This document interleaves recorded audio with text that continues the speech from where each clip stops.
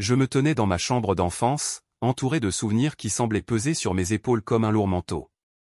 Les murs étaient décorés de photos jaunies représentant des moments de bonheur, des sourires figés dans le temps. Chaque image me rappelait ma mère, son rire, sa chaleur, et cette voix douce qui me berçait quand j'étais triste. Mais aujourd'hui, cette chaleur me semblait si lointaine, remplacée par un vide glacial. Je n'arrivais pas à comprendre comment elle avait pu me quitter si soudainement. Je me suis approché de mon bureau, un vieux meuble en bois que ma mère avait peint de ses propres mains. En l'observant, je me suis souvenu de toutes les fois où elle m'avait aidé à faire mes devoirs, ou à dessiner des croquis de nos rêves. Je suis tombé sur une boîte, poussiéreuse, au fond du tiroir. Curieuse, je l'ai ouverte et j'ai découvert une collection de lettres, soigneusement pliées. Mon cœur s'est serré. Ces lettres étaient des trésors, des morceaux de vie que ma mère avait gardés. Je me suis assise sur le sol, les jambes croisées, et j'ai commencé à les parcourir. Chaque lettre était remplie d'histoires, de conseils, d'encouragement. Mais c'est une lettre en particulier qui a attiré mon attention. Le papier était usé, comme si elle avait été relue des milliers de fois. Je l'ai déplié lentement, redoutant ce que je pourrais y lire. Ma chère Renée, si tu lis ceci, c'est que je ne suis plus là. Je veux que tu saches que ma vie a été remplie de joie grâce à toi. Même si je ne peux plus être à tes côtés, je suis toujours avec toi dans chaque souffle que tu prends, dans chaque rêve que tu poursuis. N'oublie jamais que la vie est précieuse, et qu'il faut la vivre pleinement. Suis tes passions, ma chérie, et ne laisse jamais la peur t'arrêter. Je t'aime plus que tout. Les larmes ont commencé à couler sur mes joues. Chaque mot de ma mère était comme une caresse, un doux rappel de son amour inconditionnel. Je pouvais presque entendre sa voix, me murmurant ces phrases réconfortantes. Mais en même temps, la douleur de sa perte me frappait de plein fouet. Comment pouvais-je vivre sans elle? Quelle direction prendre sans son soutien? Je me suis levé brusquement, le cœur lourd.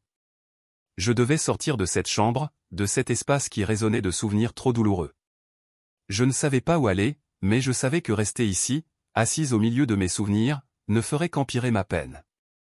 J'ai quitté la pièce, laissant la boîte de lettres ouverte sur le sol, comme une invitation à me souvenir de ma mère, mais aussi à avancer. En descendant les escaliers, je me suis dirigé vers la cuisine. L'odeur du café fraîchement préparé flottait dans l'air. Mon père était assis à la table, le regard perdu dans le vide. Je pouvais voir qu'il était lui aussi en proie à la douleur, mais nous n'en parlions jamais. La perte de ma mère était un sujet tabou, un silence pesant qui pesait sur nos épaules. « Bonjour, papa » ai-je murmuré, en essayant de donner le ton le plus léger possible. « Bonjour, René » a-t-il répondu, sans vraiment me regarder. Sa voix était rauque, comme s'il avait du mal à trouver les mots. Je me suis assise en face de lui, le cœur battant. Je voulais lui parler, lui dire à quel point je me sentais perdu, mais les mots restaient bloqués dans ma gorge. Un silence lourd s'est installé entre nous, rempli de souvenirs non partagés. « Tu sais, ta mère, elle aurait voulu que tu sois heureuse » a-t-il finalement dit, brisant le silence. J'ai hoché la tête, le regard fixé sur ma tasse de café. Oui, je sais. Mais c'est si difficile. Je ne sais pas comment vivre sans elle. Mon père a soupiré, ses yeux se remplissant d'une tristesse que je n'avais jamais vue auparavant. Moi non plus, René. Mais elle aurait voulu que nous continuions à vivre. Elle avait tellement de rêves pour nous. Je me suis levé, incapable de rester assise plus longtemps. Qu'est-ce que je dois faire, papa? Je me sens si perdu. Peut-être que tu devrais essayer de parler à quelqu'un, a-t-il suggéré, ses yeux se perdant dans le vide. Un groupe de soutien, peut-être? J'ai froncé les sourcils. L'idée de parler de ma douleur à des inconnus me terrifiait. Mais en même temps, je savais que je ne pouvais pas continuer à porter ce poids seul. Je ne sais pas. Parfois, il faut laisser les autres nous aider, a-t-il murmuré. Ta mère était si bonne pour écouter les autres. Elle aurait voulu que tu fasses de même. Les mots de mon père résonnaient en moi. Ma mère avait toujours été cette personne qui savait écouter les autres, leur donner des conseils. Peut-être qu'il était temps que je suive son exemple. D'accord, je vais y réfléchir, ai-je dit, essayant de lui offrir un sourire. Je savais que je devais prendre cette décision, non seulement pour moi, mais aussi pour honorer la mémoire de ma mère. Je suis monté à l'étage et je me suis dirigé vers l'ordinateur. Après quelques hésitations, j'ai commencé à chercher des groupes de soutien pour les jeunes en deuil. Mon cœur battait la chamade alors que je parcourais les différentes options. Je suis tombé sur un groupe qui se réunissait chaque semaine dans un centre communautaire local. J'ai pris une profonde inspiration et j'ai décidé de m'inscrire. Le jour de la première réunion, je me suis sentie nerveuse. Je portais une robe que ma mère avait aimée, pensant qu'elle m'apporterait un peu de réconfort. En arrivant au centre, mon estomac était noué. Des jeunes étaient déjà rassemblés, certains parlant entre eux, d'autres assis en silence, perdus dans leurs pensées. En entrant dans la salle, j'ai été accueilli par une femme chaleureuse qui se présenta comme la facilitatrice. Bienvenue à tous. Je suis heureuse de vous voir ici. Ce groupe est un espace sûr pour partager votre douleur et vous soutenir les uns les autres. Je me suis assise près d'une fenêtre, essayant de me fondre dans le décor. Une fois que tout le monde fut installé, la facilitatrice a commencé à parler. Aujourd'hui, nous allons nous présenter. N'hésitez pas à partager ce qui vous amène ici. Mon cœur battait la chamade. Je savais que je devais parler, mais l'angoisse me paralysait. Lorsque mon tour est enfin arrivé, je me suis levé, les mains tremblantes. Je m'appelle René, et j'ai perdu ma mère il y a quelques mois. C'était ma meilleure amie, et je me sens tellement perdu sans elle. Ma voix s'est éteinte, et je me suis assise rapidement, évitant le regard des autres. À ma grande surprise, une jeune femme assise à ma droite a pris la parole. Je m'appelle Sophia. J'ai perdu mon père l'année dernière. Je comprends ce que tu ressens, René. La perte est tellement douloureuse. Une vague de chaleur m'a envahi. Sophia avait un regard empathique, et je pouvais sentir qu'elle me comprenait vraiment. Puis, un jeune homme à ma gauche a ajouté, « Je suis Lucas. J'ai aussi perdu ma mère. Je suis ici parce que je me sens si seul. » La connexion qui s'est formée à ce moment-là était incroyable. Je n'étais plus seul dans ma douleur. Nous avons commencé à partager nos histoires, nos peurs, et nos espoirs. Chaque témoignage était un pas vers la guérison, et je me suis sentie un peu plus légère. Lorsque la réunion a pris fin, j'ai réalisé que j'avais fait quelque chose de courageux. J'avais ouvert mon cœur à des inconnus et, pour la première fois depuis des mois, je me sentais un peu moins isolé. En sortant du centre, j'ai croisé Sophia et Lucas. « Vous voulez prendre un café ?» a proposé Lucas, son sourire chaleureux illuminant son visage. J'ai hésité, mais l'envie de me connecter davantage avec eux a pris le dessus. Oui, pourquoi pas, nous avons trouvé un petit café à proximité et, au fur et à mesure que nous parlions, je me suis rendu compte que ces deux personnes étaient devenues des alliés dans ma lutte contre le chagrin. Ensemble, nous avons commencé à créer un lien, une amitié qui, je l'espérais, nous aiderait tous à avancer. Je ne savais pas ce que l'avenir me réservait, mais je savais que je n'étais plus seul. Et c'était un petit pas vers la guérison que ma mère aurait approuvé. Je me tenais à l'entrée de la salle, les mains moites et le cœur battant, comme si j'allais monter sur scène pour un spectacle. La porte s'ouvrit lentement, révélant une pièce austère, aux murs peints d'un gris triste. Des chaises en plastique étaient disposées en cercle, et je pouvais déjà sentir l'atmosphère pesante de chagrin qui y régnait. Chaque visage que je voyais était marqué par une forme de souffrance, et cela me fit frémir. Je n'étais pas sûr que j'étais prête à partager ma douleur avec des inconnus. Mais en même temps, je savais que je ne pouvais pas rester seul dans mon chagrin. Je pris une profonde inspiration et entrai dans la pièce. Les murmures s'estompèrent lentement, tous les regards se tournèrent vers moi. Je cherchais une place vide, mes yeux se posèrent sur un coin près de la fenêtre, où la lumière du soleil filtrait à travers les rideaux. Je m'y installai, essayant de me fondre dans le décor. C'est alors que je remarquai un garçon, assis un peu plus loin. Il avait un carnet de croquis sur les genoux et, tout en écoutant les autres, il esquissait des dessins avec un crayon. Il semblait absorbé par son art, mais je pouvais voir qu'il m'observait aussi, avec un regard d'empathie. La réunion commença et une femme, visiblement la modératrice, prit la parole.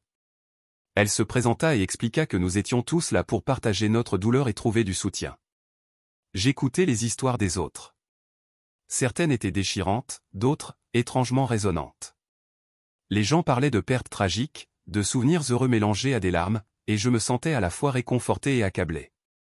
Chaque histoire résonnait en moi, et je réalisais que je n'étais pas seul dans ma souffrance.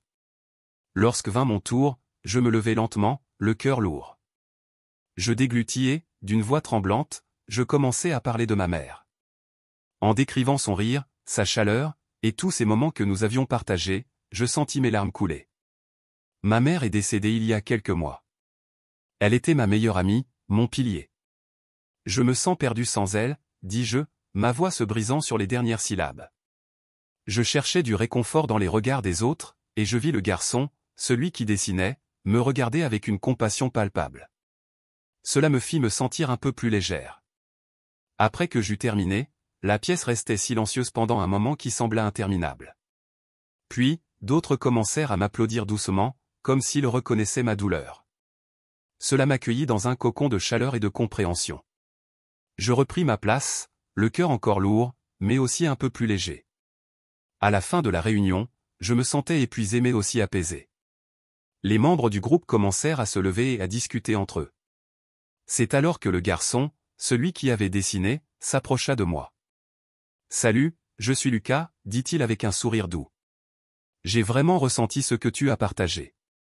C'est tellement courageux de ta part. » Je souris timidement, reconnaissant sa gentillesse. « Merci. Je ne suis pas sûr d'être courageuse. Je me sens juste perdu. » Lucas hocha la tête, son regard sincère. « Je comprends. J'ai perdu ma mère aussi, il y a 1 an. C'est difficile, mais je crois que partager notre douleur peut nous aider. » À ce moment-là, une fille blonde s'approcha. « Salut, je suis Sophia. J'ai aimé ce que tu as dit. Je ne savais pas que nous avions tous ces points communs. » Elle avait un air enthousiaste, ce qui était rafraîchissant dans ce contexte lourd. « Merci », répondis-je, un sourire se dessinant sur mes lèvres. C'est réconfortant de savoir que je ne suis pas seul dans cette épreuve. Sophia sourit, puis elle proposa, « Que diriez-vous d'aller prendre un café ensemble ? Je pense que ça pourrait nous faire du bien. » Lucas acquiesça, et je me sentis soudainement moins réticente. « D'accord, ça me semble bien, » dis-je, bien que mon estomac se nouait encore un peu à l'idée de sortir de ma zone de confort. Nous sortîmes ensemble, et une fois à l'extérieur, l'air frais me frappa le visage. Le café se trouvait à quelques rues, et sur le chemin, nous discutâmes de nos vies, de nos passions, et de la douleur que nous partagions. J'appris que Sophia était une écrivain en herbe, cherchant sa voix, tandis que Lucas était un artiste, utilisant le dessin pour exprimer ses émotions. En entrant dans le café, je sentis une vague de chaleur me submerger. L'endroit était animé, avec des gens riant et discutant autour de leurs tasses. Nous prîmes place à une table près de la fenêtre, et je commençai à me détendre. « Alors, qu'est-ce que tu aimes faire, René ?» demanda Sophia, en jouant avec ses cheveux. « Eh bien, j'aime beaucoup écrire, même si je ne me sens pas toujours inspiré, » répondis-je. C'est difficile de trouver les mots en ce moment. Lucas pencha la tête, son regard attentif. L'écriture peut être une forme de thérapie. Tu devrais essayer d'écrire sur ta mère. Ça pourrait t'aider à libérer tout ce que tu ressens. Je réfléchis à ces mots. Je n'y avais pas pensé. Je suppose que j'ai peur de la douleur que cela pourrait ramener à la surface. Mais c'est aussi un moyen de lui rendre hommage, ajouta Sophia, son regard brillant d'enthousiasme. Chaque mot que tu écris peut être un pas vers la guérison. Au fur et à mesure que nous parlions, la conversation devint plus fluide, agrémentée de rires et d'anecdotes. J'éprouvais un sentiment de camaraderie grandissant entre nous. C'était comme si, malgré notre douleur, nous avions trouvé un petit coin de lumière dans l'obscurité. Lorsque nous quittâmes le café, je sentais que cette rencontre avait été significative. Lucas et Sophia avaient réussi à briser ma solitude, et je me rendais compte que nous étions tous en train de naviguer dans les mêmes eaux tumultueuses. Nous échangions nos numéros de téléphone, faisant la promesse de nous revoir pour continuer à partager nos histoires. « Je suis contente d'avoir rencontré des gens comme vous », dis-je, un sourire sincère sur mon visage. Cela me donne de l'espoir. « Nous sommes tous là pour nous soutenir », répondit Lucas, un regard encourageant dans ses yeux. « Et ensemble, nous pouvons transformer notre douleur en quelque chose de beau. » En marchant vers chez moi, je réfléchissais à tout ce que j'avais partagé et appris. J'avais trouvé 2 amis qui comprenaient ma perte, et cela me donnait une lueur d'espoir. Peut-être que parler de ma douleur ne serait pas si effrayant après tout. Je me souviens encore de ce jour, ce moment précis où j'ai franchi la porte de la salle de soutien. Un mélange d'appréhension et d'espoir m'envahissait. Après la perte de ma mère, tout semblait sombre, et pourtant, une petite voix en moi me disait que j'avais besoin de parler, de partager ma douleur. L'espace était austère, des murs gris peints avec des couleurs ternes, des chaises disposées en cercle, comme si l'on était sur le point de se dévoiler les uns aux autres. Je pouvais sentir la tristesse dans l'air, mais aussi une goutte d'espoir qui flottait, comme une promesse de réconfort. Au fur et à mesure que je m'asseyais, je scrutais les visages des autres participants. Chacun avait son histoire, et je pouvais lire la souffrance dans leurs yeux. C'est alors que je les remarquai. Lucas, un jeune homme dont les mains étaient couvertes de traces de peinture, se tenait à l'écart, un carnet ouvert sur ses genoux. Il esquissait des dessins tout en écoutant attentivement les autres. Ses yeux bruns brillaient d'une compréhension profonde, et j'ai ressenti un élan de connexion. Ensuite, il y avait Sophia, assise à côté de lui, les cheveux châtains en bataille, un sourire doux mais mélancolique sur ses lèvres. Elle avait l'air d'une âme créative, mais je pouvais voir les doutes cachés derrière ses yeux. Lorsque mon tour est venu de me présenter, j'ai hésité. Les mots semblaient coincés dans ma gorge, mais je savais que je devais parler. J'ai pris une profonde inspiration et j'ai commencé, « Je m'appelle René et j'ai perdu ma mère il y a quelques mois. » En prononçant ces mots, je pouvais sentir la douleur s'échapper de moi comme un cri étouffé. Elle était tout pour moi, mon soutien, mon inspiration. Je me sens perdu sans elle. Mes yeux se remplissaient de larmes, mais je continuais à parler, partageant des souvenirs de notre vie ensemble, des soirées passées à cuisiner, des rires échangés autour d'une tasse de thé. Chaque mot semblait alléger un peu le poids que je portais. Quand j'ai terminé, un silence s'est installé dans la pièce. J'ai baissé les yeux, me sentant vulnérable, mais une chaleur m'a enveloppé lorsque j'ai vu Lucas me sourire d'un air compréhensif. « Merci, René, a-t-il dit doucement. C'est courageux de partager cela. » Sophia a hoché la tête, ses yeux brillants d'empathie. « Nous sommes tous ici pour la même raison, et tu n'es pas seul, a-t-elle ajouté, et j'ai ressenti un frisson de réconfort à ces mots. Après la réunion, Lucas et Sophia se sont approchés. « Tu veux aller prendre un café avec nous ?» a proposé Lucas. Je n'avais jamais pensé qu'une invitation aussi simple pourrait me remplir d'espoir. « Oui, bien sûr, ai-je répondu, un sourire timide sur mes lèvres. Nous avons quitté la salle ensemble, une bulle de chaleur se formant autour de nous. Dans le café, l'atmosphère était plus légère. Les arômes de café fraîchement moulu et de pâtisserie réchauffaient l'air. Nous avons trouvé une table près de la fenêtre, et j'ai pris un instant pour observer mes nouveaux amis. Lucas était toujours en train de griffonner dans son carnet, tandis que Sophia feuilletait une pile de notes. J'ai toujours pensé que l'art était une belle façon de traiter ses émotions, a dit Lucas, levant les yeux de son dessin. C'est comme si chaque coup de pinceau ou chaque trait de crayon racontait une histoire. Et toi, René, tu aimes dessiner ? Demanda Sophia, me regardant avec curiosité. Je me suis mordu la lèvre, hésitante. Je préfère écrire, ai-je avoué. Mais je n'ai pas écrit depuis que ma mère est partie. À ce moment-là, j'ai réalisé combien il était difficile de parler de ma passion. J'avais toujours aimé écrire, mais la douleur de la perte m'avait paralysé. Tu devrais essayer, a proposé Lucas, son regard intense et encourageant. Écrire sur ta mère pourrait être thérapeutique. Ça pourrait t'aider à te libérer de tout ce que tu ressens.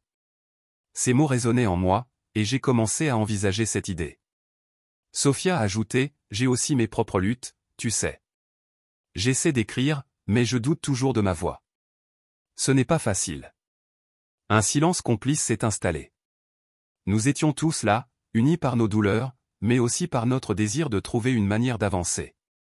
Nous avons continué à discuter, partageant nos souvenirs, nos espoirs et nos peurs. Lucas a parlé de sa mère, une artiste passionnée qui l'avait toujours encouragé à poursuivre ses rêves. Sophia, quant à elle, a partagé ses luttes face à l'échec et ses doutes en tant qu'écrivaine. Parfois, j'ai l'impression que je ne suis pas assez bonne, avoua-t-elle, en jouant nerveusement avec une mèche de cheveux. J'ai ressenti une connexion profonde avec eux, comme si nous avions formé un petit cercle de soutien, un refuge dans ce monde incertain. Les rires ont commencé à résonner autour de notre table, et pour la première fois depuis la mort de ma mère, j'ai senti un soulagement. Nous avons évoqué des souvenirs heureux, des anecdotes drôles, et même des rêves d'avenir. L'atmosphère s'est progressivement allégée, et j'ai réalisé à quel point cette amitié naissante était précieuse. Je me suis surprise à penser que peut-être, juste peut-être, cette douleur pouvait être transformée en quelque chose de beau. Tu sais, a dit Lucas en posant son carnet sur la table, je pense que c'est important de se rappeler que la douleur fait partie de la vie, mais elle ne doit pas nous définir. Nous pouvons trouver des moyens de l'exprimer. J'ai hoché la tête, touché par ces paroles. Chaque mot semblait résonner en moi, et je me suis demandé si, par ce biais, je pourrais commencer à guérir. Sophia a souri, ses yeux pétillants d'excitation. Et si nous écrivions ensemble? Nous pourrions nous lancer des défis d'écriture ou partager nos créations. L'idée m'a rempli d'une douce chaleur. J'aimerais beaucoup ça, ai-je dit, ma voix remplie d'enthousiasme. Cela pourrait être une belle façon de nous soutenir. Nous avons passé des heures au café, riant, partageant des histoires et rêvant de ce que l'avenir pourrait nous réserver. À la fin de la journée, je suis rentré chez moi le cœur plus léger, pleine de gratitude pour cette nouvelle connexion. J'avais enfin trouvé des amis qui comprenaient ma douleur et qui, à leur manière, m'encourageaient à avancer. En me couchant ce soir-là, je me suis remémoré chaque instant passé avec Lucas et Sophia. J'ai compris que, même au milieu de la douleur, des liens authentiques pouvaient se former et que l'amitié était l'une des plus belles façons de guérir. Je me suis endormi avec l'espoir dans le cœur, prête à embrasser ce nouvel avenir, prête à écrire une nouvelle histoire. Les jours qui ont suivi la mort de ma mère ont été, à bien des égards, les plus sombres de ma vie. J'étais perdu, flottant dans un océan de chagrin, sans savoir comment avancer. Les souvenirs de mon enfance, des rires partagés et des doux moments passés ensemble, semblaient me hanter à chaque instant. Je me souviens d'être assise dans ma chambre, entourée de ses photos, de ses livres, de ses objets. Chaque détail me rappelait son absence, et la douleur me serrait la poitrine comme une étreinte trop forte. Un jour, alors que je triais des affaires, mes doigts ont effleuré une boîte poussiéreuse. À l'intérieur, j'ai découvert une collection de lettres, soigneusement pliées. Une d'elles, à l'encre légèrement décolorée, portait l'écriture cursive de ma mère. Avec hésitation, je l'ai ouverte. Les mots semblaient danser devant mes yeux, comme une mélodie douce et nostalgique. Elle m'encourageait à poursuivre mes rêves, à ne jamais abandonner, même lorsque la vie devenait difficile. Les larmes coulaient sur mes joues, mais au milieu de cette douleur, je ressentais aussi une lumière, une énergie qui me poussait à agir. C'était comme si, à travers ces mots, elle m'invitait à ne pas me laisser abattre par le chagrin. C'est ainsi que j'ai pris la décision de rejoindre un groupe de soutien pour les jeunes en deuil. Je me souviens de ma première réunion. En entrant dans la salle froide, une boule d'angoisse dans le ventre, j'ai été accueilli par des visages tristes, mais aussi par une lueur d'espoir que je n'avais pas anticipée. Le lieu était austère, mais rempli d'une chaleur humaine palpable. J'ai pris une profonde inspiration, cherchant du réconfort dans l'idée que je n'étais pas seul dans ma souffrance. C'est là que j'ai rencontré Lucas. Il était assis au fond de la salle, un carnet de croquis sur les genoux, dessinant avec une concentration intense. Nos regards se sont croisés un instant, et je me suis senti un peu moins seul. Au fur et à mesure que chacun partageait son histoire, j'ai vu dans ses yeux une compréhension silencieuse. J'ai attendu mon tour pour me présenter, le cœur battant. Lorsque j'ai parlé de ma mère, de sa voix qui me manquait tant, je pouvais sentir la tension se relâcher en moi.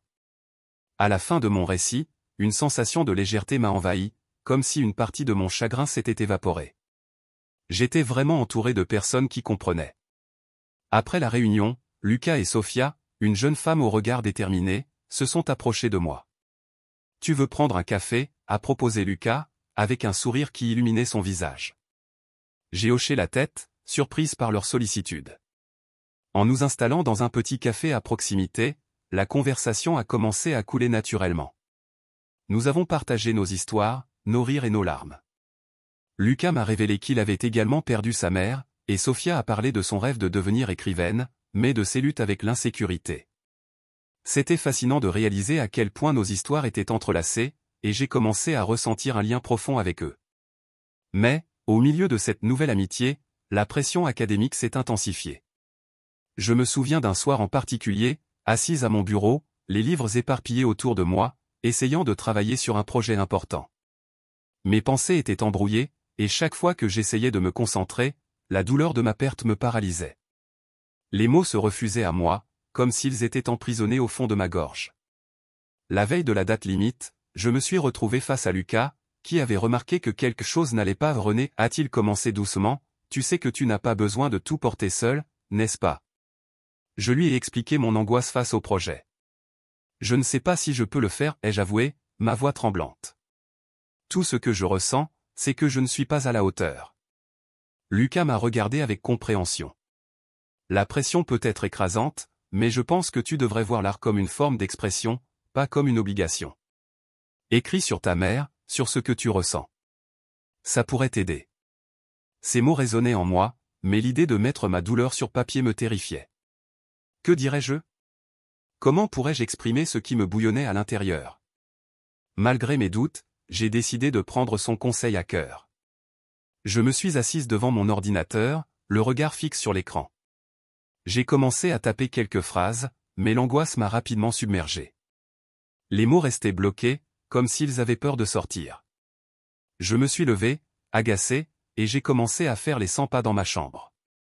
Chaque pas me ramenait à ma mère, à ses encouragements, à ses rires. Mais comment transcrire tout cela? J'ai finalement décidé de faire une pause. J'ai pris un carnet et un stylo et je suis sorti, me dirigeant vers un parc proche. L'air frais m'a fait du bien, et j'ai trouvé un banc où je me suis assise, essayant de calmer mon esprit. En regardant les gens passer, j'ai remarqué un groupe d'enfants jouant au frisbee, riant aux éclats. Cela m'a rappelé des souvenirs d'enfance, des moments simples mais remplis de joie. Peu à peu, mes pensées ont commencé à se clarifier. Je me suis mise à écrire. Les mots ont commencé à couler, d'abord lentement, puis à un rythme de plus en plus rapide. J'ai écrit sur ma mère, sur ses sourires, sur les histoires qu'elle me racontait avant de dormir. J'ai écrit sur la douleur de sa perte, sur le vide qu'elle avait laissé dans ma vie. À chaque mot, je sentais une partie de moi se libérer. Je suis rentré chez moi ce jour-là avec une détermination renouvelée. J'avais encore du chemin à parcourir, mais je savais que l'écriture pouvait être ma catharsis. Lucas avait raison. Je devais transformer ma douleur en quelque chose de beau, quelque chose qui honorerait la mémoire de ma mère. Je me souviens encore de cette journée où tout a changé pour moi. Après la perte de ma mère, chaque matin était une lutte pour sortir du lit, pour affronter une réalité qui semblait si vide sans sa présence. Mais un jour, en fouillant dans le vieux bureau de ma mère, j'ai trouvé une lettre. Ces mots résonnaient en moi comme une douce mélodie, me rappelant que même dans la douleur, il y avait une lueur d'espoir. Elle m'encourageait à poursuivre mes rêves, à vivre pleinement. C'est ce qui m'a poussé à rejoindre ce groupe de soutien pour les jeunes en deuil. En entrant dans cette salle froide et austère, j'ai ressenti un mélange d'appréhension et de curiosité. Les murs étaient gris, et l'air était lourd de tristesse. Mais en même temps, il y avait une sorte de réconfort dans le fait de savoir que je n'étais pas seul. En prenant place, j'ai remarqué un jeune homme assis dans un coin, son carnet ouvert sur ses genoux, un crayon à la main. Il avait un regard doux, comme s'il absorbait chaque mot prononcé autour de lui. C'était Lucas. Je me suis demandé quelles histoires il cachait derrière ses dessins. Quand le moment est venu pour moi de me présenter, mon cœur battait la chamade. J'ai pris une profonde inspiration, essayant de rassembler mes pensées. « Bonjour, je suis René », ai-je dit d'une voix tremblante. J'ai perdu ma mère il y a quelques mois. Elle était tout pour moi. À mesure que je parlais, je me sentais vulnérable mais aussi libéré. Les visages autour de moi semblaient comprendre. Au fur et à mesure que les autres partageaient leurs histoires, je réalisais que chacun d'eux portait une douleur semblable à la mienne. Après cette première réunion, Lucas et une autre jeune femme, Sophia, sont venus me voir. « Tu veux aller prendre un café ?» m'a demandé Sophia avec un sourire chaleureux. J'ai hésité un instant, mais j'ai finalement accepté. Assise dans ce café, entourée de ces deux nouveaux amis, je me suis senti comme si un poids avait été levé de mes épaules. Nous avons partagé des rires, mais aussi des larmes. Lucas a raconté comment il avait perdu sa mère à cause d'une maladie, et Sophia a parlé de ses luttes en tant qu'écrivaine. Nous étions tous liés par cette douleur, mais aussi par un désir commun de trouver un sens à notre souffrance. Cependant, la vie ne s'était pas arrêtée pour moi. L'école était toujours là, avec ses exigences et sa pression. J'étais confronté à un projet important, mais l'idée même de devoir produire quelque chose me paralysait. Je me suis retrouvé là, assise à mon bureau, les mots dans ma tête mais incapable de sortir. C'est alors que Lucas a frappé à ma porte. « René, a-t-il commencé, je sais que tu es sous pression, mais n'oublie pas que l'art peut être une forme d'expression, pas seulement une obligation. » Ces mots m'ont frappé. Écris sur ta mère, sur ce que tu ressens.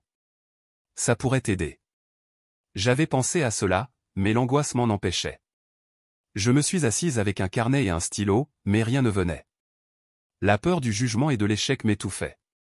Mais je savais que je devais essayer, même si c'était juste un premier brouillon. Finalement, le groupe de soutien a décidé de se lancer dans un projet communautaire pour aider d'autres jeunes en deuil. L'idée m'a terrifié. participer à quelque chose d'aussi public me semblait insurmontable. Mais Lucas et Sophia m'ont encouragé à me joindre à eux. Nous sommes là pour nous soutenir, René, a dit Lucas. Tu n'as pas à le faire seul. Avec leur soutien, j'ai pris la décision de m'impliquer. Nous avons commencé à organiser des ateliers d'art et d'écriture. Chaque session était un mélange d'angoisse et d'excitation. La première fois que j'ai pris place au milieu des autres participants, mon cœur battait la chamade. Mais en voyant les sourires sur leurs visages, en entendant leurs rires, j'ai commencé à me détendre. J'ai réalisé que nous étions tous là pour le même but, partager notre douleur et trouver une voie vers la guérison. À chaque nouvelle session, je sentais une petite étincelle de joie grandir en moi. J'observais les jeunes, leurs yeux s'illuminant alors qu'ils commençaient à s'ouvrir. Une fois, j'ai vu un garçon, très réservé au début, commencer à parler de la perte de son père. Il avait les larmes aux yeux, mais en partageant son histoire, je pouvais voir qu'il se libérait d'un poids énorme. C'était magnifique de voir comment l'art pouvait agir comme un pont entre nous, nous permettant d'exprimer ce que nous avions gardé à l'intérieur si longtemps. Ce projet communautaire était plus qu'une simple activité pour moi. C'était un moyen de transformer ma douleur en quelque chose de beau et de significatif. En regardant les autres partager leurs histoires, je me suis rendu compte que chacun de nous avait une voix qui méritait d'être entendue. J'ai commencé à écrire des lettres inspirées par les messages de ma mère, chaque mot devenant un hommage à son amour et à son soutien. C'était une période de transformation. Je me suis mise à croire que j'avais quelque chose à offrir, non seulement à moi-même, mais aussi aux autres. L'art, l'écriture, cela devenait pour moi une forme de guérison. Et alors que je continuais à avancer dans ce projet, je savais que j'étais sur le bon chemin, celui que ma mère aurait voulu que je prenne. Je me souviens de ce moment où j'ai décidé de prendre la plume pour écrire. C'était une journée ensoleillée à Marseille, mais à l'intérieur de mon cœur, il pleuvait encore. Je venais de sortir d'une réunion de notre groupe de soutien, et mes émotions étaient un tourbillon. Lucas et Sophia avaient été si encourageants, mais je me sentais toujours tenu par la lourdeur de ma perte, par le vide que ma mère avait laissé derrière elle. Assise à ma table, j'ai observé la lumière du soleil filtrer à travers la fenêtre, projetant des ombres dans la pièce. Mon regard s'est posé sur une boîte en bois que ma mère avait toujours gardée sur son bureau. Je me suis levée, un peu hésitante, et je l'ai ouverte. À l'intérieur, il y avait des lettres, des souvenirs, et des petits objets qui racontaient notre histoire. Mes mains tremblaient légèrement alors que je sortais une lettre jaunie, écrite avec une écriture qui me semblait si familière. Ma chérie Renée, commençait la lettre. Les mots m'ont frappé comme une vague d'émotion. Je pouvais presque entendre sa voix, douce et réconfortante, résonner dans ma tête pendant que je lisais. Je sais que la vie peut être difficile, et que parfois, tu te sentiras perdu. Mais n'oublie jamais que chaque épreuve que tu traverses te rendra plus forte. Écris, mon amour. Écris tout ce que tu ressens. Les larmes ont commencé à couler sur mes joues. Je pouvais sentir la douleur et l'amour imprégnés dans chaque mot. Ma mère savait que j'avais besoin de quelque chose, une sorte de guide, et elle avait raison. Écrire sur ma douleur, sur ma perte, me permettrait peut-être de me libérer de ce poids. Je voulais honorer sa mémoire, mais je ne savais pas par où commencer. Je me suis assise devant mon ordinateur, l'esprit en ébullition. Les mots ne venaient pas. Je me suis alors rappelé de ce que Lucas m'avait dit. La douleur peut être transformée en créativité. Ne vois pas l'écriture comme une obligation, mais comme une forme d'expression. Sa voix résonnait dans ma tête. J'ai pris une profonde inspiration et j'ai commencé à taper. Chère maman, ai-je écrit. Aujourd'hui, j'ai décidé de t'écrire. Je ne sais pas si cela aura du sens, mais je sens que j'en ai besoin. La vie sans toi est si vide. Chaque jour est un combat. Je me réveille et je me rappelle que je ne te reverrai jamais. J'ai arrêté un instant, la douleur m'étouffant. Mais j'ai continué. Je me souviens de nos promenades le long de la mer, de tes rires, de ta voix qui me disait que tout irait bien. Les mots coulaient maintenant comme une rivière, et je me suis laissé emporter. J'ai écrit sur les souvenirs que nous avions partagés, sur les moments de joie, mais aussi sur la tristesse qui m'enveloppait depuis ta disparition. J'ai évoqué les jours sombres où je me sentais seul et perdu, mais aussi les petites lumières d'espoir que j'avais trouvées grâce à Lucas et Sophia. Quand j'ai terminé la lettre, je l'ai relue plusieurs fois. Chaque mot, chaque phrase était comme une catharsis. J'ai senti une légèreté, comme si une partie de ma douleur avait été libérée sur la page. Je me suis levé, le cœur plus léger qu'il ne l'avait été depuis longtemps. C'était le début d'un voyage que je n'avais pas encore compris. Le lendemain, j'ai décidé de lire à voix haute une de mes lettres lors de notre prochaine réunion de soutien. J'avais peur, mais je savais que cela pourrait m'aider à avancer. En entrant dans la salle, j'ai senti l'atmosphère chargée d'émotions. Les autres membres du groupe avaient l'air anxieux, mais aussi curieux de savoir ce que j'allais partager. « René, est-ce que tu veux commencer ?» a demandé notre animateur, avec un sourire encourageant. J'ai hoché la tête, le cœur battant la chamade. J'ai pris une profonde inspiration et j'ai commencé à lire. « Chers amis, ai-je commencé, ma voix tremblante. Aujourd'hui, j'aimerais partager une lettre que j'ai écrite à ma mère. » Je pouvais voir les visages des autres s'illuminer de compréhension. Ils savaient ce que je ressentais. Chaque mot que je prononçais semblait résonner dans la salle, et je voyais des larmes couler sur les joues de certains. « Maman, tu es partie trop tôt. » J'ai regardé autour de moi, et j'ai vu Lucas, assis au fond de la salle, m'encourageant d'un sourire doux. À ce moment-là, je me suis sentie forte. J'ai continué à lire, chaque mot me rapprochant un peu plus de ma mère. À la fin de ma lecture, un silence ému enveloppait la pièce. « Merci, René » a murmuré Sophia, les yeux brillants. « Tes mots sont magnifiques. Ils touchent vraiment le cœur. » J'ai souri, une vague de chaleur me traversant. Après la réunion, Lucas s'est approché de moi. « Tu étais incroyable, René. Ta lettre était puissante. » Merci, Lucas. J'avais tellement peur de partager cela. Mais, cela m'a fait du bien, ai-je avoué, la voix encore tremblante. C'est ça, l'écriture, a-t-il répondu. C'est une façon de guérir. Continue à écrire. Tu as un don. Ces mots m'ont réconforté. Je savais que j'étais encore au début de ce parcours, mais je commençais à comprendre que la douleur que je ressentais pouvait être transformée en quelque chose de beau. Les jours suivants, j'ai continué à écrire. Chaque lettre que j'écrivais était comme une conversation avec ma mère. J'évoquais des souvenirs, des rêves non réalisés, et même des choses que je n'avais jamais eu le courage de lui dire. J'ai écrit sur mes peurs, mes doutes, mais aussi sur mes espoirs. Un après-midi, alors que je relisais une lettre à voix haute, j'ai remarqué un jeune homme assis au fond de la salle, les yeux pleins de larmes.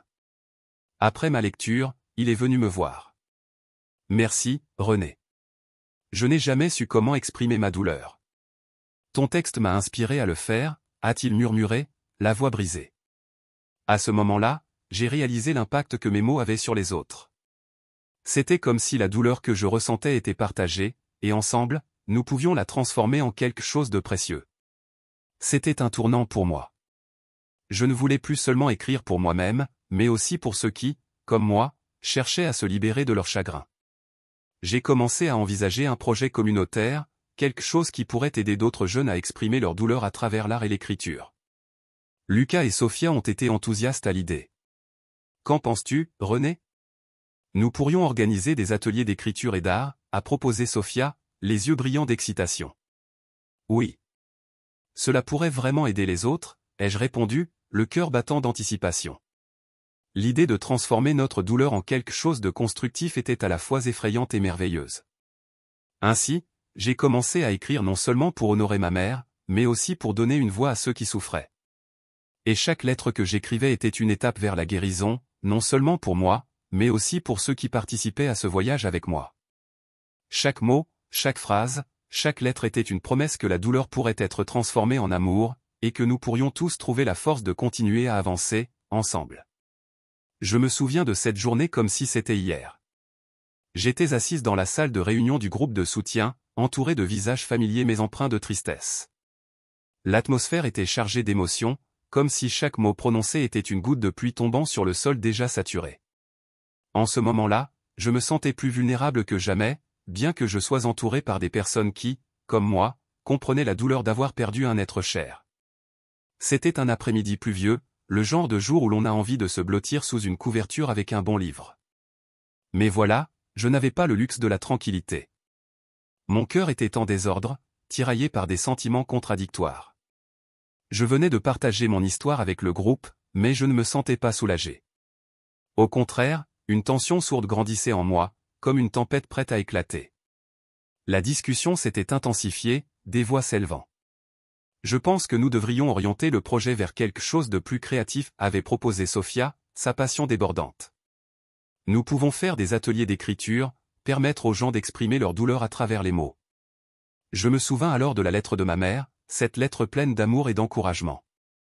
Elle aurait voulu que je partage mes sentiments, mais ce jour-là, je ne suis pas sûr que ce soit la meilleure idée, avais-je répondu, ma voix tremblante.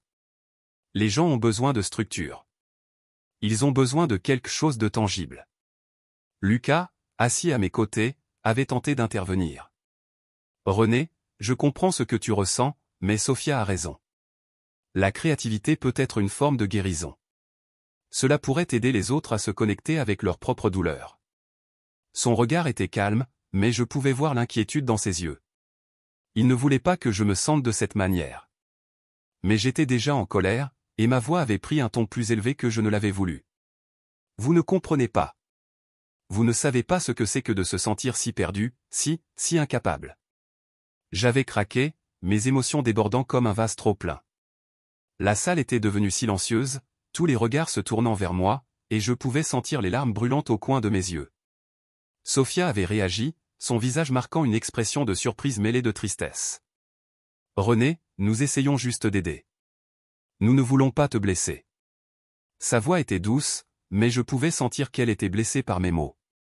Je ne savais pas quoi dire. Je voulais m'excuser, mais ma fierté et ma douleur me retenaient. Je m'étais levé brusquement, le cœur battant, et j'avais quitté la salle, les larmes roulant sur mes joues. En sortant, je pouvais entendre Lucas essayer de me suivre, mais je ne voulais pas de consolation à ce moment-là. Je voulais juste fuir.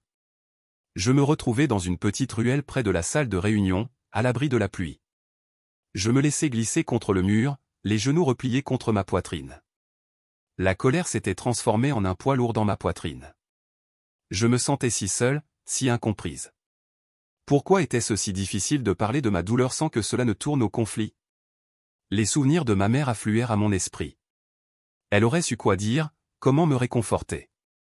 Elle aurait pris ma main et m'aurait dit que c'était normal de ressentir des choses contradictoires.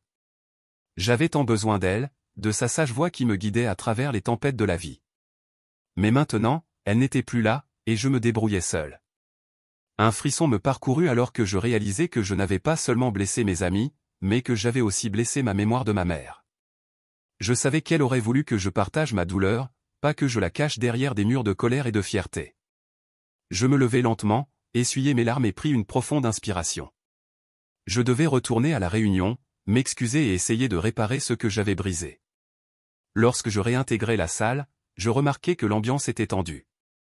Les regards étaient détournés, chacun semblant plongé dans ses propres pensées. Je pris une profonde inspiration avant de parler, ma voix à peine un murmure. « Je suis désolé, dis-je, et je réalisai que les larmes commençaient à me monter à nouveau. Je ne voulais pas crier. J'étais juste en colère et perdu. Lucas leva les yeux vers moi, son expression douce et compréhensive. « René, nous comprenons. Nous sommes tous en colère, tous perdus à notre manière. C'est normal. » Sophia hocha la tête, et je vis ses yeux briller de compassion. « Je suis désolé aussi.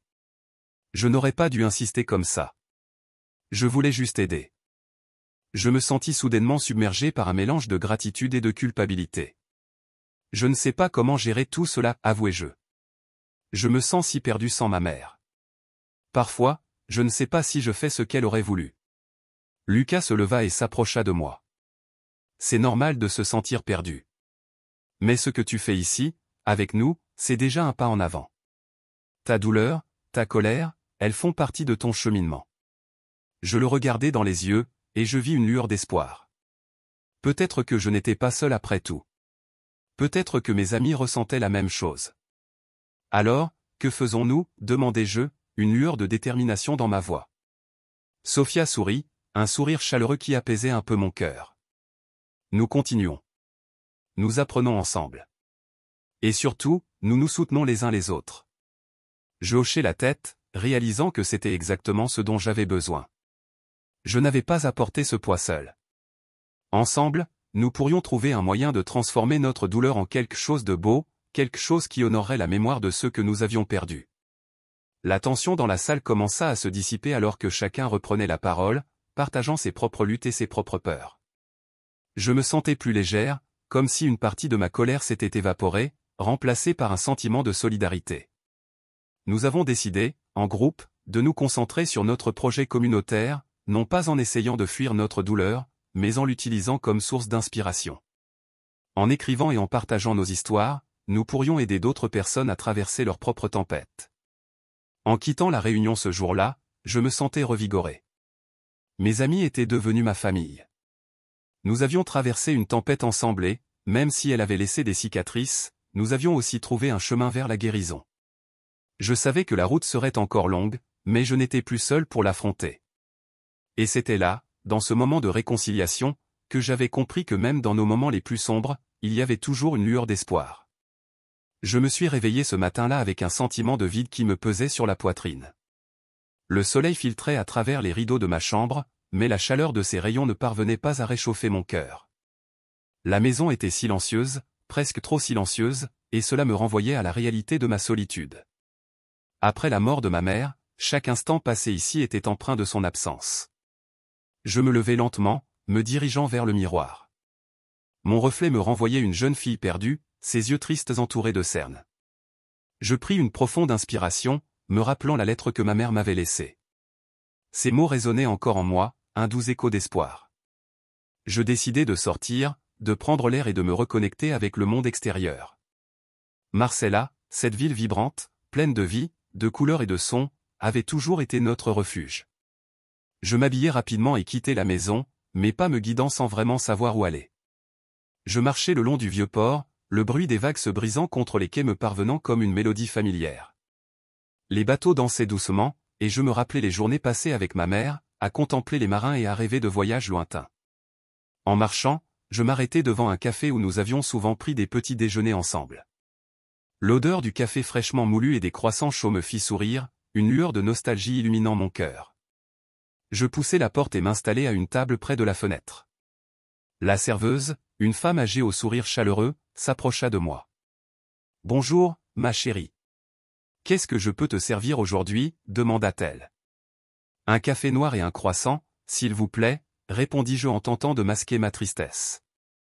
Elle acquiesça et s'éloigna, me laissant seul avec mes pensées.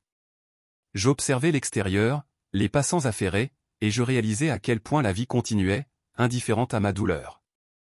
À ce moment-là, je vis un homme âgé s'approcher de la table à côté de la mienne. Ses yeux brillaient de sagesse, et ses traits étaient marqués par le temps.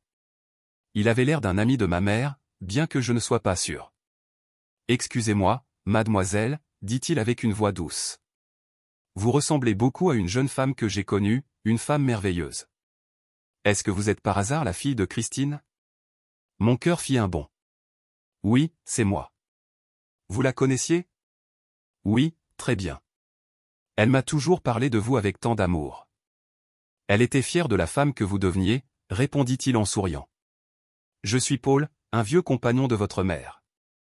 Nous avons passé de nombreux étés ensemble ici, à discuter de tout et de rien. Un mélange de tristesse et de bonheur m'envahit. Je me sens un peu perdu sans elle, confessai-je, mes yeux s'embuant de larmes. C'est difficile de continuer sans sa voix dans ma vie. Paul hocha la tête, son regard empreint de compassion. Je comprends. La perte d'un parent est une douleur profonde. Mais vous savez, elle aurait voulu que vous viviez pleinement. Chaque instant que vous passez ici, chaque souvenir que vous créez, c'est un hommage à son amour. Ces paroles résonnèrent en moi, comme une douce mélodie. Comment avez-vous fait pour avancer après sa perte, demandai-je, cherchant des réponses. Je me suis souvenu d'elle à travers les petites choses, répondit Paul. Les chansons qu'elle aimait, les endroits où nous allions. J'ai réalisé qu'elle vivait encore à travers moi, à travers nos souvenirs partagés. Et parfois, je lui parle encore, comme si elle était là à mes côtés. Je souris, réconforté par son sagesse. Je vais essayer de faire cela. Je veux honorer sa mémoire, mais parfois, la douleur est si intense que je ne sais pas par où commencer. Prenez votre temps, dit-il. La douleur et la joie peuvent coexister. Écrivez, dessinez, exprimez-vous. C'est dans l'art que vous trouverez votre voix. À cet instant, je réalisais que je n'étais pas seul dans ma douleur. La présence de Paul me réconfortait, et je commençais à comprendre que ma mère n'était pas vraiment partie. Elle vivait en moi, dans chaque souvenir, chaque émotion. Après avoir partagé un café et des souvenirs de ma mère, je quittai le café, le cœur un peu plus léger. Je décidai de me diriger vers le parc des Calanques, un endroit que ma mère adorait. En marchant, je pris note de chaque détail autour de moi, les fleurs, les oiseaux, le bruit de l'eau. Je me sentais plus connecté à la vie. Une fois arrivé au parc, je m'assis sur un banc, sortant un carnet que j'avais pris avec moi. Je commençai à écrire, laissant mes pensées et mes émotions s'écouler sur le papier. Chère maman, aujourd'hui, j'ai rencontré un vieil ami à toi. Il m'a dit que tu serais fière de moi. Cela m'a donné un peu de courage. Les mots coulaient, libérant une tension que je ne savais même pas que je portais. Je parle de ma douleur, de ma peur, mais aussi de mes espoirs et de mes rêves. À chaque phrase, je sentais un poids se soulever de mes épaules. Écrire devenait un moyen de me rapprocher de ma mère, de lui parler comme Paul me l'avait conseillé. Chaque jour, je me bats avec cette absence. Mais aujourd'hui, j'ai compris que je pouvais transformer ma douleur en quelque chose de beau. Je vais essayer, maman. Je vais essayer d'honorer ta mémoire à travers mes mots. Je restais là, absorbé par l'écriture, jusqu'à ce que le soleil commence à se coucher. Le ciel se teintait de nuances d'orange et de rose, créant un tableau qui m'émerveilla. Je levai les yeux et me rappelai que la beauté pouvait surgir des moments les plus sombres. Je me sentais reconnaissante pour cette journée. En rentrant chez moi, je me sentais différente. La douleur ne disparaissait pas, mais elle était devenue plus gérable. J'avais découvert que j'avais une voix, que j'avais des histoires à raconter. Et chaque mot que j'écrivais était un pas vers la guérison. Les jours suivants, je continuais à écrire, à laisser mes pensées s'envoler sur le papier. Chaque lettre que je rédigeais était un hommage à ma mère, une exploration de ma douleur et de ma joie. Je commençais à partager mes écrits avec Lucas et Sophia, qui m'encouragèrent à poursuivre. Un soir, alors que je lisais l'un de mes textes à voix haute lors d'une réunion du groupe de soutien, je vis les larmes dans les yeux des autres. Cela me toucha profondément. Je comprenais alors que ma mère avait raison, mes mots avaient le pouvoir de toucher les cœurs. Merci, René, dit Sophia après ma lecture. Tu as une façon incroyable de transmettre tes émotions. Lucas acquiesça, un sourire chaleureux sur le visage. Continue à écrire. C'est une belle façon de garder ta mère vivante. Ces encouragements me donnèrent la force de continuer. Je réalisais que le processus de guérison ne se faisait pas en un jour, mais chaque étape, chaque mot, me rapprochait de la paix. Je commençais à voir la lumière au bout du tunnel, une lumière qui brillait grâce à la mémoire de ma mère et à ma passion pour l'écriture. Et ainsi, je poursuivais ma quête de guérison, entouré de mes amis, en transformant ma douleur en créativité. Je me tenais devant le miroir, scrutant mon reflet. Mes yeux étaient rougis par les larmes, et mes cheveux en désordre témoignaient des nuits passées à pleurer. Je savais que je ne pouvais pas rester ainsi, isolé dans ma tristesse. La colère que j'avais ressentie lors de la dernière réunion du groupe de soutien était encore fraîche dans ma mémoire. Je me sentais trahi, non seulement par Sophia, mais aussi par moi-même. J'avais laissé mes émotions prendre le dessus, et j'avais haussé la voix, ce qui n'était pas du tout comme moi. Je pris une profonde inspiration et me tournai vers mon carnet, qui était ouvert sur mon bureau. Les mots de ma mère, que j'avais écrits dans de nombreuses lettres, dansaient dans ma tête. Elle avait toujours su comment apaiser mes tempêtes intérieures, mais cette fois, c'était à moi de trouver mes propres mots. Je savais que je devais me réconcilier avec mes amis. Je ne pouvais pas laisser un malentendu détruire ce que nous avions construit ensemble. Je sortis de ma chambre, mon cœur battant la chamade. Le soleil brillait à travers les fenêtres, illuminant le couloir, mais je me sentais encore dans l'ombre. J'espérais que Lucas et Sophia seraient compréhensifs. Nous avions traversé tant de choses ensemble, et il était temps que je fasse preuve de maturité. En arrivant au café où nous avions l'habitude de nous retrouver, je vis Lucas assis à une table, un croquis à la main. Son visage était concentré, mais il leva les yeux et me sourit. Un sourire chaleureux, mais je pouvais voir une lueur d'inquiétude dans ses yeux. Je ne pouvais même pas imaginer ce qu'il avait ressenti après notre dernière rencontre. « René » s'exclama-t-il en posant son carnet. « Je suis content que tu sois venu. »« Merci, Lucas. »« Je dois te parler, » dis-je, ma voix tremblant légèrement.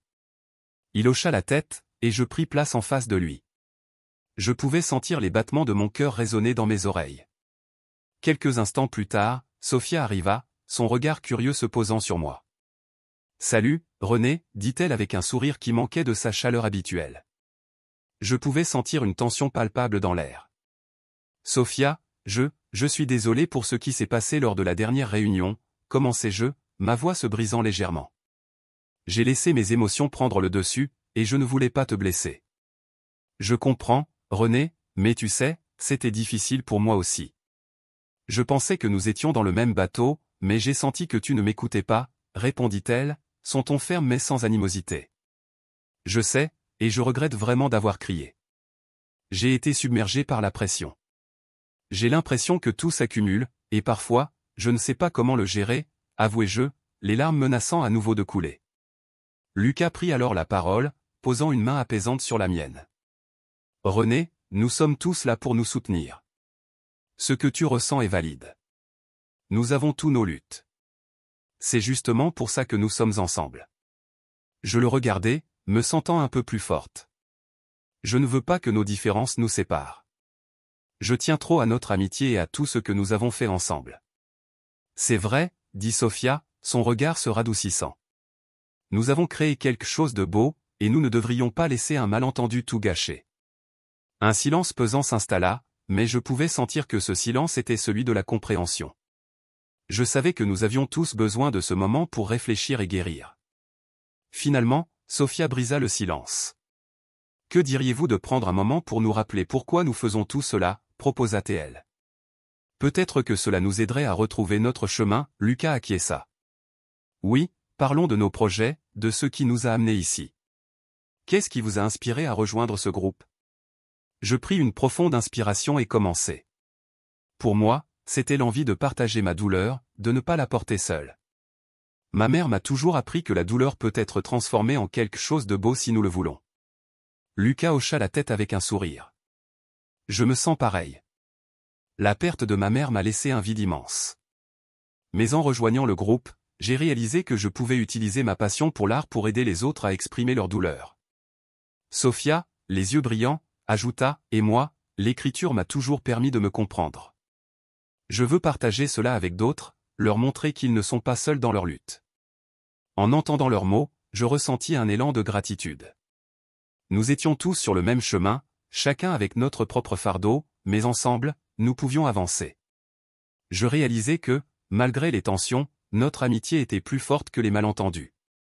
Je suis vraiment reconnaissante de vous avoir dans ma vie, dis-je, ma voix emplie d'émotion. Je ne veux pas perdre ce que nous avons. Sophia sourit, et Lucas resserra sa prise sur ma main. Nous sommes là pour nous soutenir, René. Et nous continuerons à le faire, peu importe les obstacles, assura-t-il.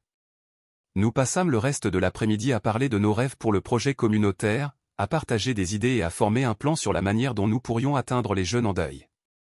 Chaque mot échangé renforçait notre lien, et je pouvais sentir la chaleur de notre amitié envelopper nos cœurs.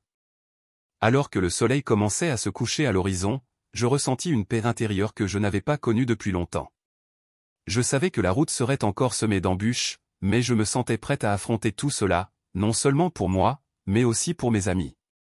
Nous avions tous nos luttes, mais ensemble, nous avions le pouvoir de transformer notre douleur en quelque chose de magnifique. Quand nous nous levâmes pour partir, je sentis que nous avions franchi une nouvelle étape dans notre amitié. Nous étions plus que des personnes qui partageaient une douleur commune. Nous étions devenus une famille. Une famille qui se soutenait et qui était prête à affronter le monde, main dans la main. Merci de m'avoir écouté, dis-je en me tournant vers eux. Je suis impatiente de voir où cette aventure nous mènera. Moi aussi, répondit Sophia, son sourire radieux. Ensemble, nous pouvons faire une différence.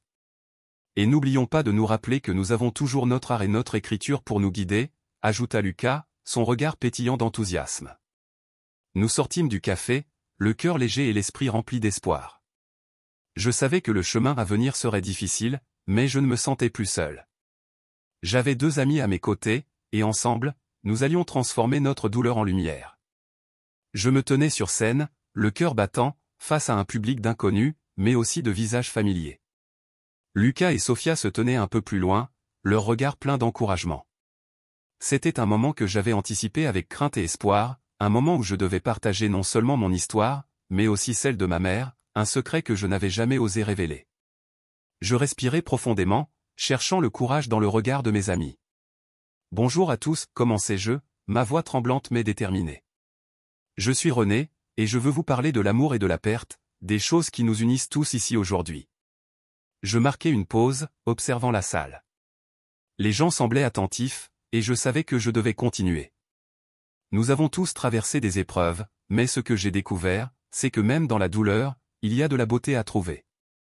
Je me remémorais ces jours sombres après la mort de ma mère, le sentiment d'isolement et de désespoir qui m'avait enveloppé. Il y a quelques mois, après la mort de ma mère, j'ai eu l'impression que ma vie était en panne. Je ne savais pas comment avancer.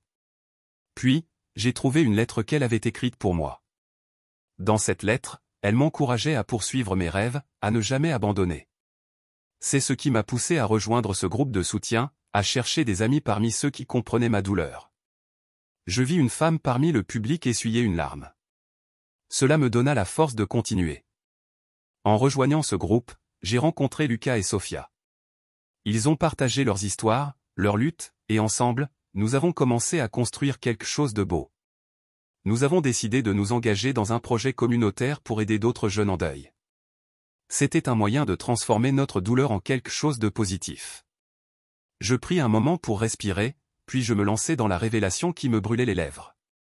Mais ce que je ne vous ai pas encore dit, c'est que les lettres que j'ai écrites, celles qui ont aidé tant de gens, ont en réalité été inspirées par un secret que ma mère gardait depuis longtemps. Je sentis un frisson parcourir ma colonne vertébrale. Ma mère avait elle-même perdu une amie dans un tragique accident. Elle ne m'en avait jamais parlé, mais son désir d'aider les autres, de soutenir ceux qui souffrent, venait de cette expérience. Les lettres que j'ai trouvées n'étaient pas seulement pour moi, elles étaient destinées à être lues à un moment comme celui-ci. Le silence dans la salle était palpable. Je pouvais sentir la tension, la curiosité, et même l'émotion.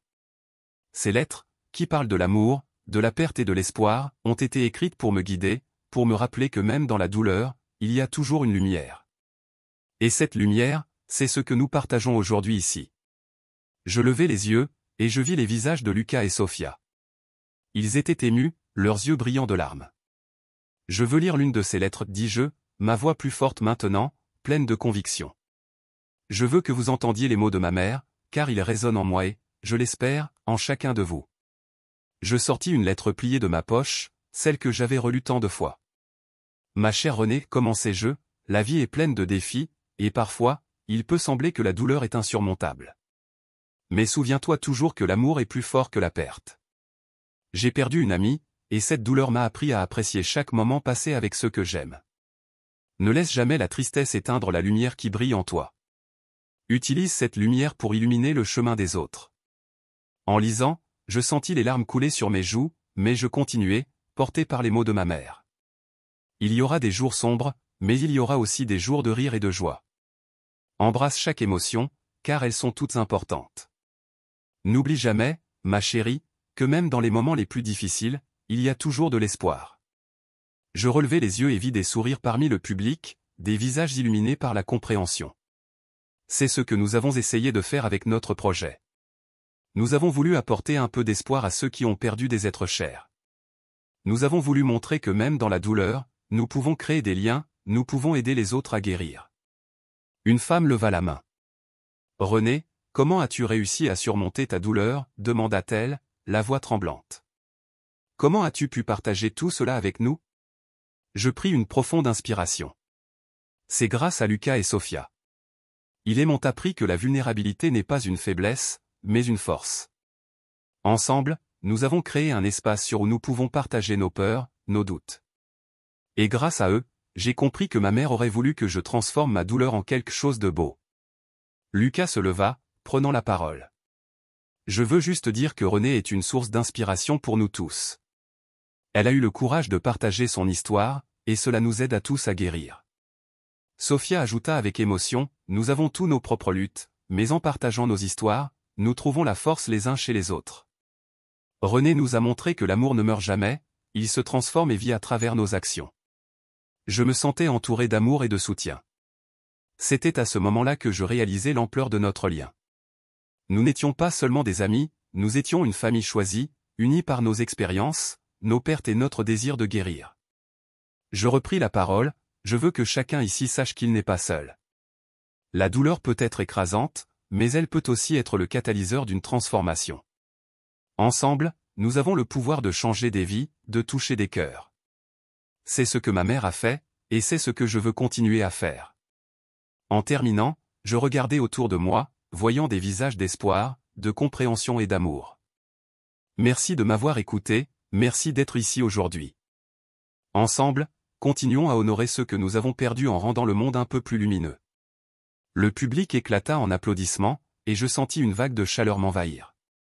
Lucas et Sophia s'approchèrent de moi, et ensemble, nous prîmes un moment pour nous embrasser, unis dans notre combat commun et notre détermination à faire la différence. Ce jour-là, j'appris que la douleur, bien que difficile, pouvait être transformée en quelque chose d'extraordinaire. Que chaque lettre écrite, chaque mot partagé, pouvait apporter de la lumière à quelqu'un d'autre.